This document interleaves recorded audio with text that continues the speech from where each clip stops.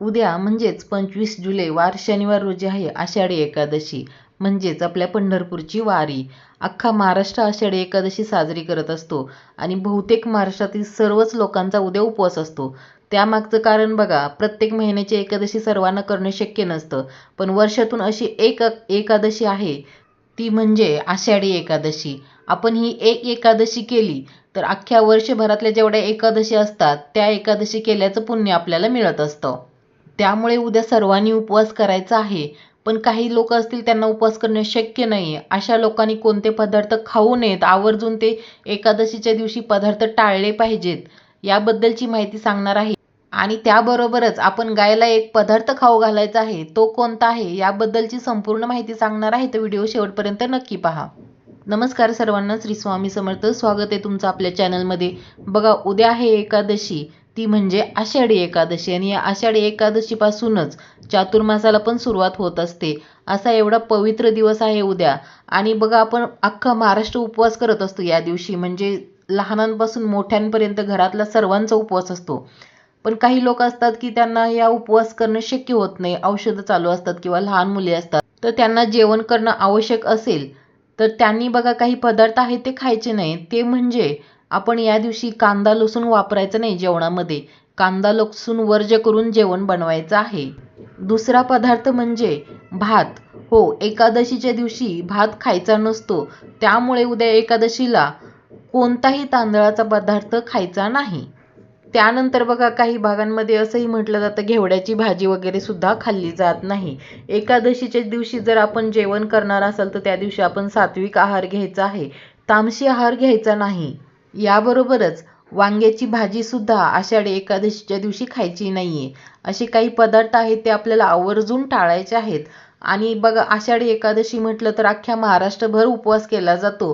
पण उपवास जरी असेल तरी पण त्या दिवशी आपण उपवासाचे पदार्थ सुद्धा सात्विक पदार्थच खायचे आहेत. म्हणजे उपवासाची जरी तुम्ही काही पदार्थ बनवले तर त्यामध्ये तिखट पण व्यवस्थित टाकायचं आहे. जास्त तिखट किंवा जास्त खारट पदार्थ सुद्धा या दिवशी खाल्ले जात नाहीत. सौम्य पदार्थ खायचे आहेत. तुम्ही दूध घेऊ शकता, फळं खाऊ शकता. अशा प्रकारे आपल्याला उपवास करायचा आहे.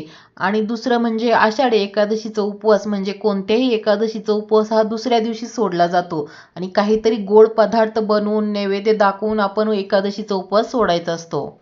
उद्या आपल्याला भगवान श्रीहरी विष्णूंची पूजा करायची आहे. तुमच्याकडे जर भगवान श्रीहरी विष्णूंचा फोटो असेल तर फोटो स्वच्छ पुसून आपल्याला पूजा करायची आहे. आणि तुळशीपत्र आवर्जून अर्पण करायचे आहेत. तुळशीपत्र अर्पण करण्यासाठी तुम्ही आजच तुळशीची पानं तोडून ठेवू शकता. एकादशीच्या दिवशी तुळशी आपल्याला तोडायची नाही, तुळशीला हात लावायचा नाही.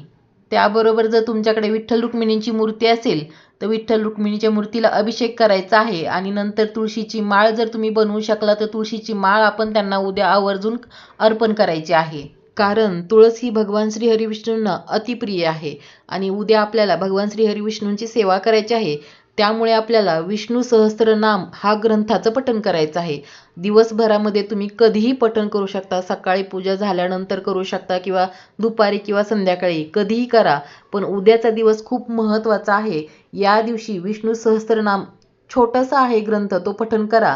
त्याबरोबरच विष्णू सहस्त्रनामावली पण पठण करू शकता.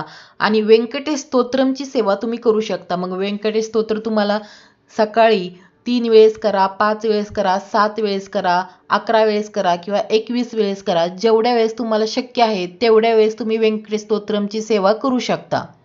कारण उद्याचा दिवस खूप खूप महत्त्वाचा आहे. त्यामुळे तुम्हाला जास्त वेळेस शक्य नसेल तर 1 वेळेस तरी व्यंकटेश स्तोत्रमची सेवा आवर्जून करा. त्याचबरोबर तुम्ही 16 वेळेस किंवा 24 वेळेस विष्णू गायत्री मंत्राचं पठण करू शकता. आणि त्याबरोबरच तुम्ही लक्ष्मी गायत्री मंत्राचं पण पठण करू शकता. आणि बघा, सर्वांच्याच घरी बाळकृष्णाची मूर्ती असते, तर बाळकृष्णाच्या मूर्तीवरती आपल्याला अभिषेक करायचा आहे. अभिषेक करताना आपण ओम नमो भगवते वासुदेवाय नमः हा मंत्र पठण करू शकता किंवा पुरुष सूक्ताचं पठण करू शकता. यामधल्या तुम्हाला जेवढ्या सेवा शक्य आहेत तेवढ्या तुम्ही करू शकता. त्याबरोबरच उद्या आषाढी एकादशी आहे. आणि बघा, अशा निमित्तानं आपण गायीची पूजा करायची आहे, म्हणजे गायीला काहीतरी नैवेद्य म्हणून चारा द्यायचा आहे. तर त्यामध्ये आपण हरभऱ्याची डाळ आणि गूळ हे गायीला नैवेद्य म्हणून खाऊ घालू शकता आणि गायीला नमस्कार करू शकता. कारण बघा, आषाढी एकादशीपासूनच गोपद्म व्रत केलं जातं आणि म्हणूनच गायीची पण उद्या पूजा केली जाते किंवा काहीतरी नैवेद्य म्हणून प्रसाद खाऊ घातला जातो. आणि अशा प्रकारे आपल्याला आषाढी एकादशीचा उपवास करायचा आहे. हे काही नियम आहेत, ते नियम पाळायचे आहेत आणि ज्या काही सेवा मी सांगितलेत त्यामधल्या जेवढ्या शक्य होतील तेवढ्या सेवा आपण करायच्या आहेत. तर व्हिडिओतली माहिती आवडली असेल तर व्हिडिओला लाईक करा, कमेंट करा आणि चॅनलला सबस्क्राईब केलं नसेल तर चॅनलला सबस्क्राईब करा. तोपर्यंत सर्वांना धन्यवाद.